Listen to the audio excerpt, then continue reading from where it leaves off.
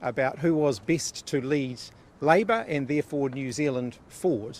And I am absolutely humbled and honoured that in those conversations I have had incredibly strong support from my caucus colleagues, my Labour team, and that consensus has emerged and they have indicated that they will support me to be the party's next leader and therefore the next Prime Minister. There is still a bit to go in this process. There is still a meeting tomorrow and a vote, and I don't want to get too far ahead of that. I want to respect the fact that my colleagues deserve the opportunity to get together and to confirm that decision before we start to get too far ahead in the process. I do want to thank them for the way the process has been handled. I think we're an incredibly strong team. We've gone through this process with unity and we'll continue to do that. I feel really fortunate to be working with such an amazing group of people who have a real commitment to the service of the people of New Zealand, a real passion for our country, one that I share. I'm incredibly optimistic about New Zealand's future. I'm really looking forward to the job. I'm feeling energised and enthusiastic and I'm looking forward to getting into the work. So I do want to thank the people of New Zealand as well for their patience during this process. I acknowledge that the resignation of a Prime Minister is a big thing and I can pledge to them that they will have my absolute dedication and devotion in the coming weeks and months as I get into the new role. Can you win the next election? How does Prime Minister Chris Hipkins sound to you? Look, it's a big day for a boy from the hut and look, I'm really honoured and humbled by the support that my colleagues have shown towards me. It's an enormous privilege. It's also an enormous responsibility. And the weight of that responsibility is still sinking in. But I absolutely take that very seriously and I'm really looking forward to it. Can Christopher Hipkins beat Christopher Luxon?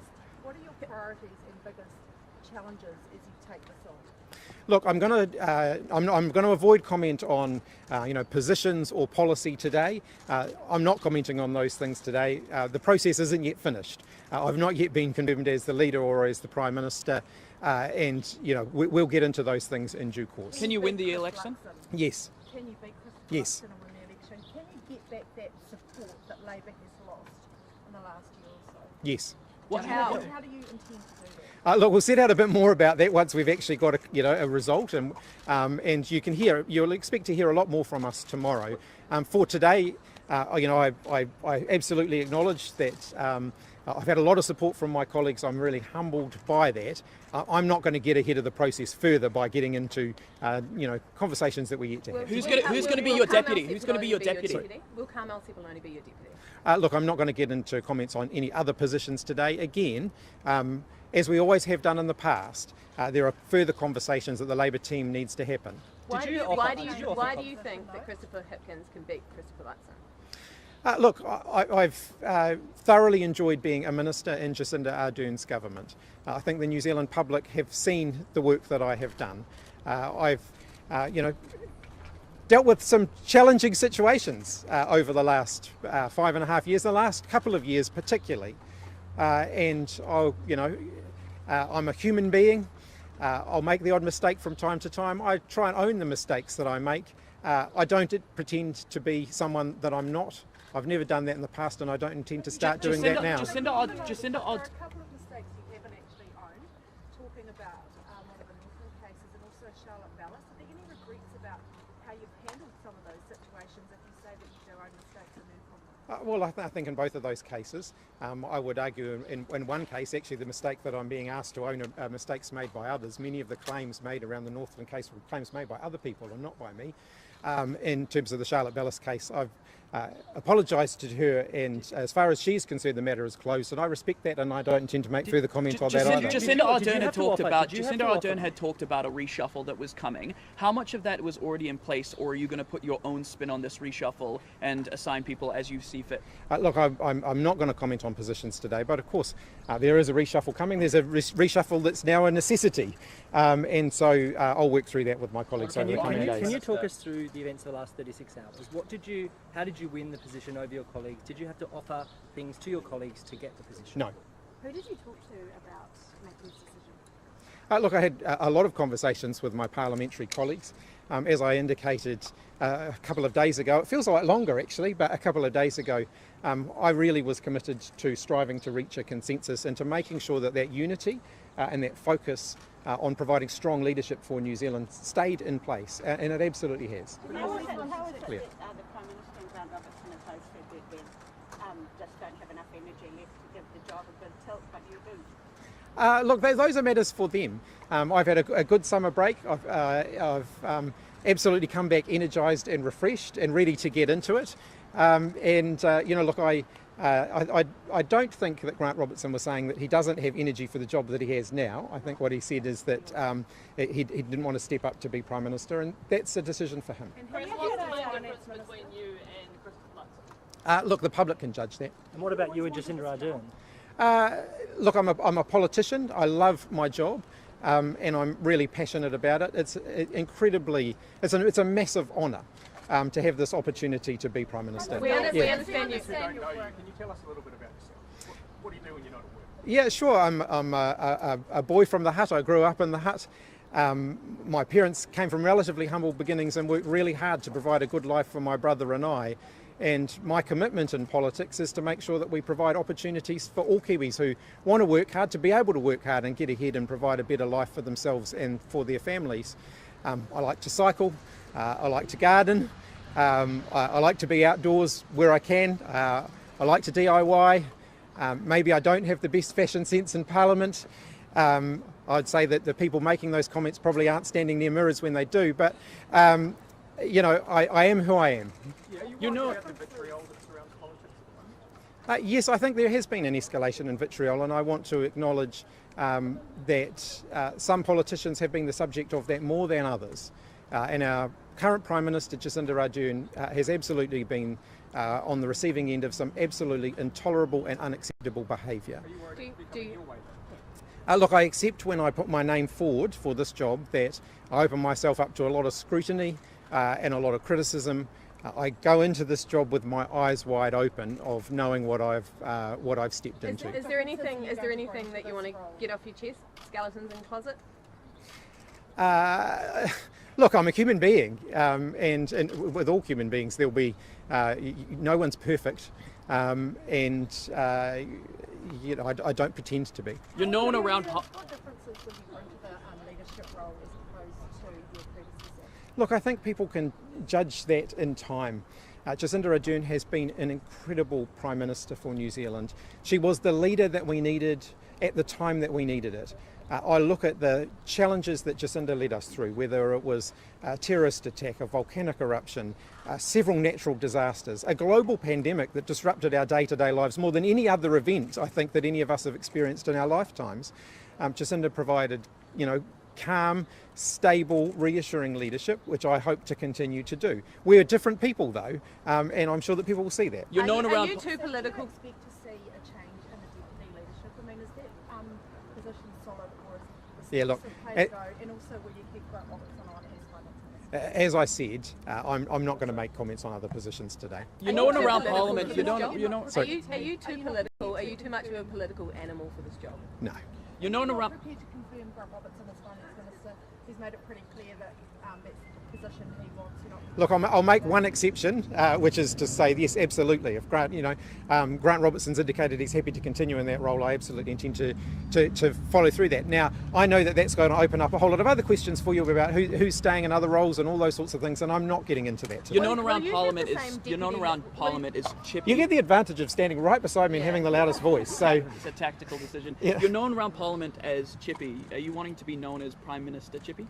People will call me what they'll call me. Have you had a pitch me moment in that you've never gone for the leadership before or shown ambitions for it, and then suddenly you wake up one day and you're about to become the Prime Minister from nowhere? There have been a few of those moments actually in the last sort of 48 hours or so. There was a particular moment yesterday actually where I got a couple of relatively important messages just as the door to the plane was closing, and I had to then sit on the plane for the next 40 minutes before I could return any of those messages. So, and during that time, a few things sunk in for me. So, Was that you getting the support that you needed yes, at that point? Yes. You had a 40-minute wait until you could until I could reply to that. Yeah. Excellent, Thank you, Oman. You sat by yourself on a plane and reflected on becoming the Prime Minister. Yeah, so it's been an interesting couple of days. And Yeah. who was those When you messages for? found out no one was contesting? Look, I'm not going to get into all the details of that, but they were significant messages in the process, yeah. Chris, what is your message to Māori and some that might be disappointed Labour couldn't deliver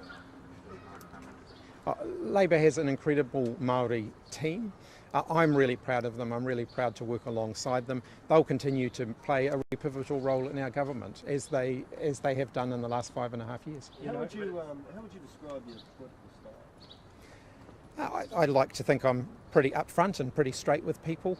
I like to think I'm pretty decisive and that I can get things done. Are you going to run a clean campaign? You've been Yes. involved in a dirty politics scandal before. And accidentally, but yes, absolutely. What would your message be to Labour MPs who wanted Grant Robertson? Grant Robertson's a great friend of mine. He's a really important member of our team. I respect that he decided of his own volition that he didn't want to put his hand up for the job. I'm happy to speak for myself. He can speak for himself. Are you concerned that there are people in the Labour caucus though who wanted him to have the job? No, absolutely not. The feedback that I have had from all of Labour's MPs over the last 24 to 48 hours has been an incredible amount of support for me to do the job. How leadership style? Like I said, I think I'm relatively upfront, relatively inclusive. People won't die wondering what I think.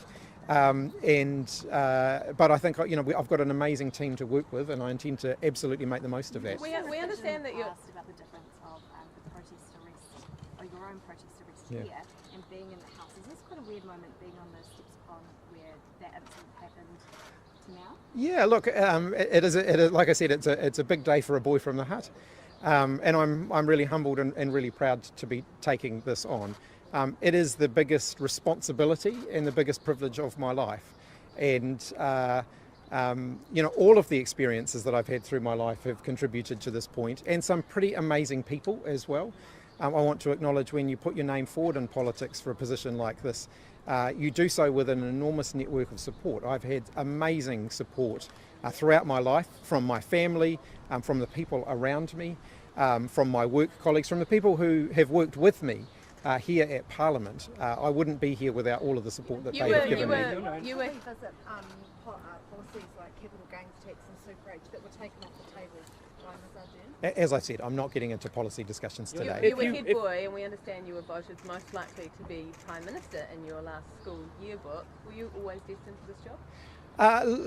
I don't really believe in destiny in politics. I actually believe in hard work, and I've contributed as much as I possibly can in the time that I have been in public life, and I'm going to continue to do that. Having said that, I've also always resolved to be a member of my team, and I've always endeavoured to support the team in every way that I can. If you lose the election, will you stay on as opposition leader?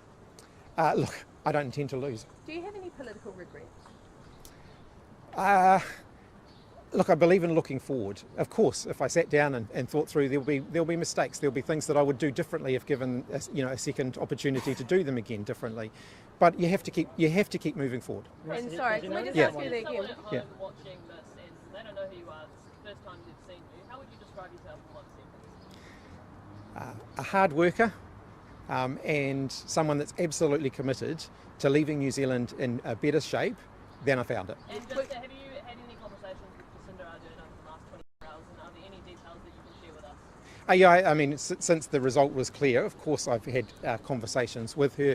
We'll be sitting down fairly shortly just to work through the next steps from here, because there's some logistics that we've got to get through, and in many cases we have to get through those together, because there's a relatively critical thing that she has to do before I can do the next thing that I need to do. Have you had any messages from? the hut, given that you're Yeah. message with people in the hut? Yes, I've had a lot of messages from my home constituency. I've been really humbled by that. I think that they're proud to have the first PM from the hut for many generations. I think Walter Nash was the last one, and so I've been really just warmed by the level of support that I've had from my local. Have you had any people. messages from world leaders? I've had a conversation with Anthony Albanese. It's been great to be able to talk to him. I'm looking forward to catching up with him, I hope in person fairly soon. A few things to get through again before that happens. To be honest, there are so many messages on my phone at the moment. I'm not sure. I couldn't give you a definitive answer of who else I've heard from. But that clearly is a very important relationship for New Zealand. And can you commit to leading Labor through to the 2026 election, win or lose 23? I intend to win in 2023. How did that conversation with Anthony Albanese take place, though? Did he reach out? Yeah, he gave me a call. Unfortunately, I missed his call, but I then called him back and we had a good chat. You have a prior relationship, yeah? Your Labor brothers across the Tasman. Of course, look, I think, there is a Labor government in Australia, a Labor government in New Zealand. Of course, that means that we're going to have a good working relationship. He's had a very solid working relationship with Jacinda Ardern. I think from our conversation this morning, which was very warm, I'm absolutely sure that we're going to have a very good working relationship as well. You're known around Parliament as someone with a healthy sense of humour and a healthy sense of being able to laugh at yourself. Will you be able to keep those two qualities as Prime Minister? Absolutely. Are you New Zealand's first ginger Prime Minister? I think it was about time we had a ginger at the top, but I don't know. Yeah, I'm sure you could do the research. How would you describe at a time when a lot of New Zealanders are doing it tough? Are you going to be bringing in fresh ideas? Absolutely. What are they? Like I said, I'm not getting into policy or positions today. And in terms of the process, Jacinda and I will work through that over the next sort of 24 to 48 hours, and then we'll set out a timetable. I accept people want to know when all those things are going to happen. We'll get the details of that lockdown and we'll let you know once we've done that. How would you describe the shape of New Zealand right now? I think New Zealand is an amazing country. We have so many opportunities here in New Zealand. There is nowhere else in the world that I would want to live and that I would want to be raising my kids. I acknowledge that at the moment we're going through some economic turbulence and we're going to have to navigate our way through that. I believe passionately that we can come out the other side of that in better shape than we went into it. I'm really optimistic about our future. And I'm really committed to leading New Zealand through that in a way that is strong, stable and unifying. A lot of that was surrounding the COVID-19 restrictions. You were intrinsically linked with every single one of those decisions. Can you separate yourself from that? Yes, I can, but I also think that much of that came from a very small minority, and that actually the vast bulk of New Zealanders are very proud of what we achieved as a country around COVID-19. We had one of the lowest rates of death from COVID-19 in the world. We actually had some of the fewest days of lockdown compared to other countries that we would compare ourselves to. That's a track record that I think New Zealanders as a whole should be proud of. And so, yes, there's a vocal minority who would like to rewrite history. But actually, I think New Zealand as a country should be proud of what we achieved through COVID. Is it a vocal minority, though? Because you're losing support in the polls. You locked down our biggest city for 3 months. People were angry with you. Look, I acknowledge that the lockdown in Auckland was really hard. There are also a whole lot of other things at play now. We're dealing with the economic aftermath of COVID-19, and much of that is global. But we have a responsibility to lead New Zealand through that, and we absolutely will do that. And I'll talk more about that, but I'm not going to, talk more about that today. Is there a room for a woman MP in the leadership team, either on the ministerial side or the party side? Look, I don't want to speculate on positions. I've indicated I'm not going to talk about that today. I do want to acknowledge that, for the first time in New Zealand's history, we have a gender-balanced parliament. Women are going to occupy senior roles in our parliament. That is good. That is fantastic. We should be proud of that as a country. I'm not getting into that today. What do you think Kiwis know you best for? Well, there's one thing,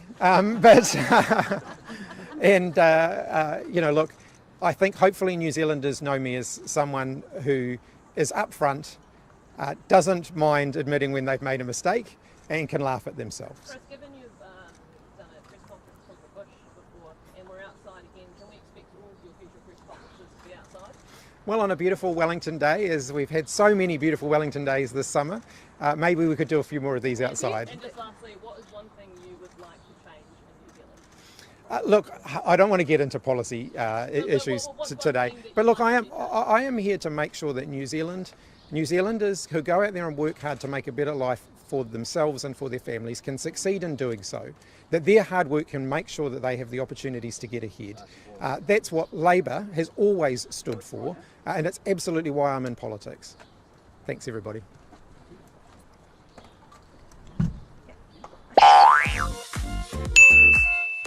家知道我最近在下班之后呢，会化身小厨娘来帮我舒压一下。不过不要变成地狱厨娘，就靠一小罐就可以了。它是谁呢？它是澎湖福朋喜来登酒店推出的海皇鲍鱼干贝 XO 酱。小小一瓢啊，可是有大大的学问。当你在煮菜的时候，如果加过量重咸的话，这点烤比不说呢，还会让你的夫妻之间有没有可能会失和？不止调味重要，当然你的里面的营养价值绝对不能少的。里头有很多像是呢，这大干贝就有很多像是这20多种的氨基酸，其实对于你人体之间是非常有效的，因为它里面有球蛋白，也是加分再加分。而另外呢，还有很多啊，刚刚讲的是鲍鱼，现在讲的是干贝，因为干贝的部分其实它是大多数我们听到的牛肉、鸡肉等肉类，它的蛋白质是超过3倍之多的。里面还有石斑，它可以帮你补充你的胶原蛋白，让你看起来真的是水当当。